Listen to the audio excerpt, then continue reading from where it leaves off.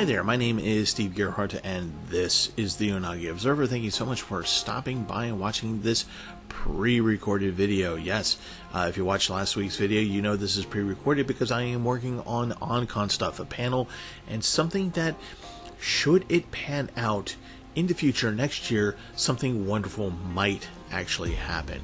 And we'll stay tuned for that. As we get closer to it, we'll announce more as to whether or not it's going to happen. But if it does, oh my gosh, it's going to be so much fun. Anyway, can't tell you any more than that.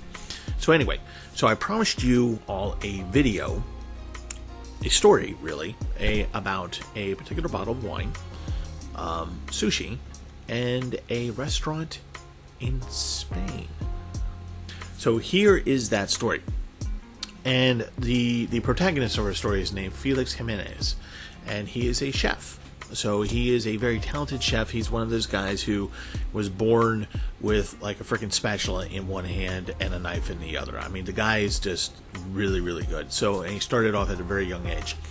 And of course, he went to his culinary schools, went to top marks, went to more prestigious culinary schools, did very well in Spain, and he came across in his learning, his studies, he came across sushi and fell in love with the whole, not just sushi itself, like the fish and eating it and enjoying it. He fell in love with the concept of it, the ideas around it, the philosophies around it, the tools around it, how you make it, everything, right? He's like, this is it. This is what I want to do. This is what I want to make. And this is the kind of restaurant I want to have. So he goes, well, what's the best way to learn how to do this? Well, I should go to the source, and I should go to Japan. So Felix Jimenez, he goes to Japan, and of course he goes to Tokyo, because that's probably where you're going to find most of the really good sushi joints, right? So he goes there, and he's under the tutelage, and I'm going to read this off because my Japanese is quite bad. It's really horrible, actually. So hopefully I'll get it right.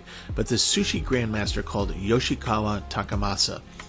And this guy took Jimenez in and basically didn't just teach him, like, okay, here are the proper tools. Here's how you use them properly. This is how you choose the fish. This is how you buy it. This is what you do.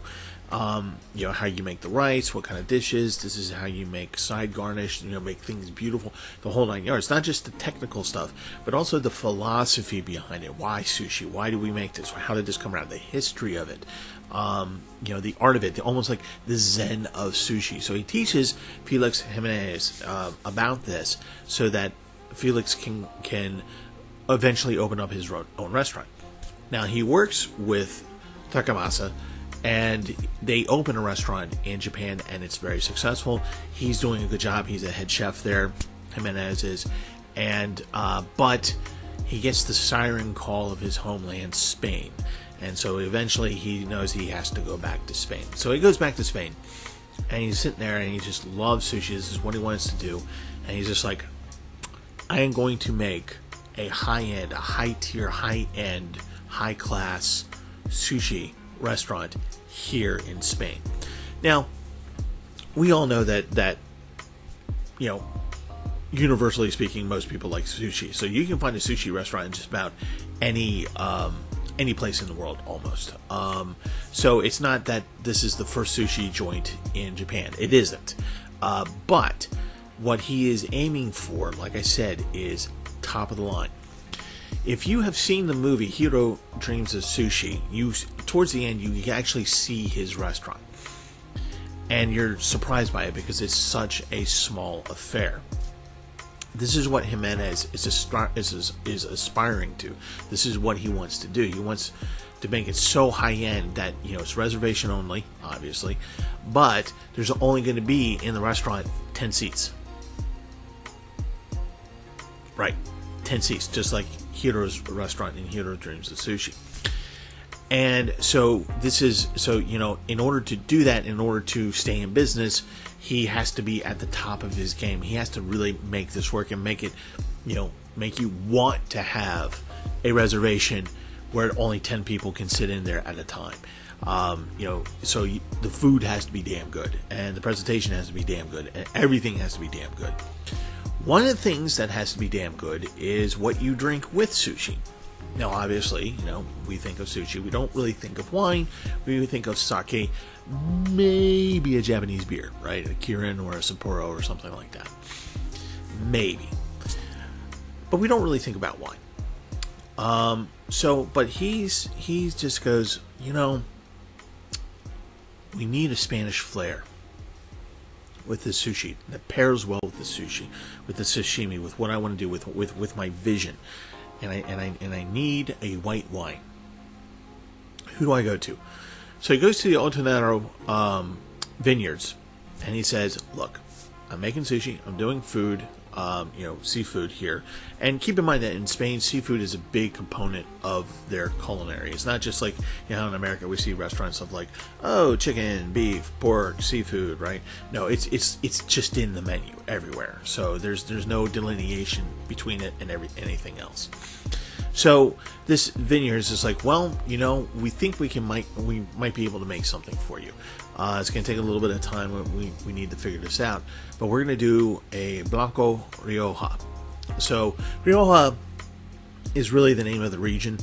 And the grapes there are usually known to be red. So they're known for the red, very robust, very dry, very bold red wines, and quite frankly cheap. Not sure how they're able to sell it so cheaply because they're so very, very good.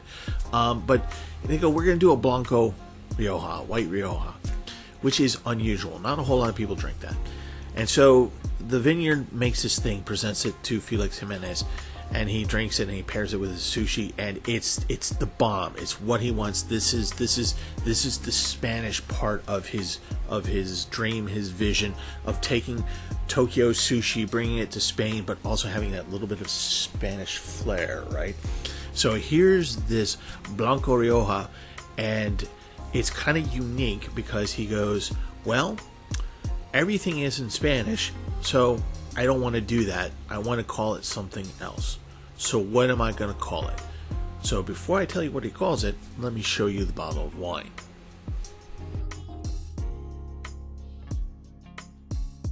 So as you looked at that picture, I'm sure you saw that there was actual Japanese kanji symbols on there, and on a bottle of Spanish wine, of Blanco Rioja or white Rioja.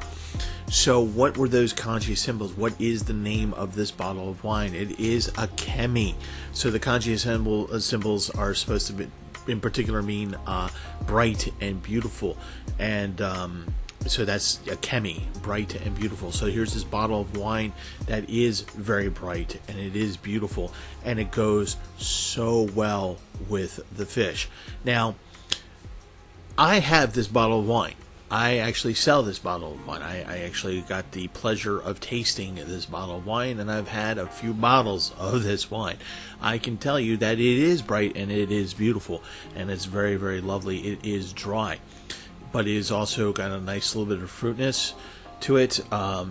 It does not overwhelm. It whets the appetite, whets the palate, and it goes so well with any type of sushi that you might eat.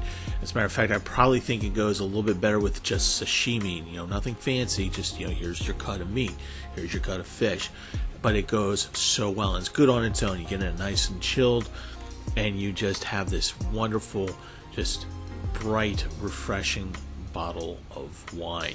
So Felix Jimenez trusted the right people, the Otaku vineyard, to get him the perfect bottle of wine to go with his sushi. Sadly, the restaurant is in Spain, but it is called, one second here, and I'll get the information for you, Kiro Sushi. So that is the name of this restaurant, Kiro Sushi. So should you be in Spain, look this place up and go to it. As a matter of fact, I'll have a link for it down below. So if you want to take a look at that, there'd also be a little link for the Akemi bottle, just a little descriptor of that wine. And so that's the story of a particular bottle of wine and sushi in a restaurant in Spain. I hope you enjoyed that little story, and next week will be more anime related kind of stuff. In the meantime, again, thank you for watching. Love you guys, and see you next time.